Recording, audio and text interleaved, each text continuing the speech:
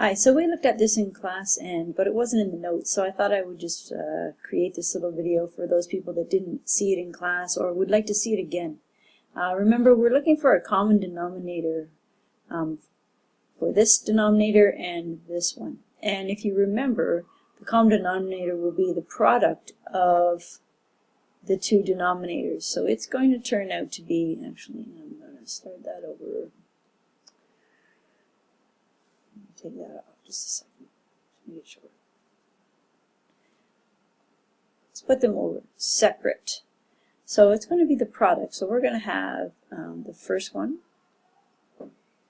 times the other denominator, and then same thing for the other fraction.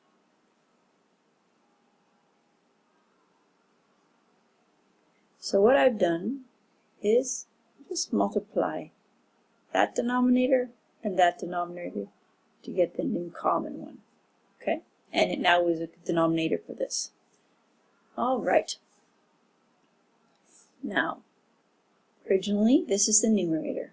What have we multiplied this denominator by in this fraction here? Well, we've multiplied by x. If we do that in the denominator, we must do that in the numerator. So let's multiply that by x as well. Over here, for this one, what have we multiplied this denominator by to get this? Well, we've multiplied by x plus h. So we should multiply our 1 by x plus h. Okay, now let's tidy this up. I just wrote the ones in there so you would see what happened to them. If they were 2's or any other number, then you want them multiplied. So let's just tidy up here. Instead of having 1 times x, that's just x. And since we are common denominators, we can do the subtraction, and this just becomes subtract x plus h. I'm going to write it like that for now. And now, since they're same denominators, we're just going to write it all over x plus h times x.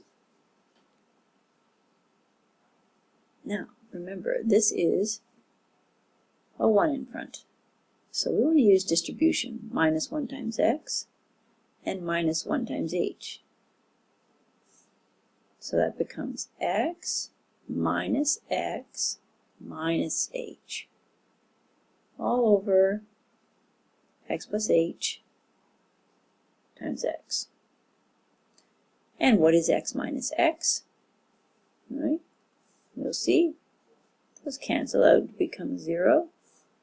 So actually the answer is minus h over x plus h times x. And that's the difference between these two fractions with unlike denominators. Finding the common denominator and then doing the subtraction and doing some simplifying. And that's all. We did that in class today, but it wasn't in the notes.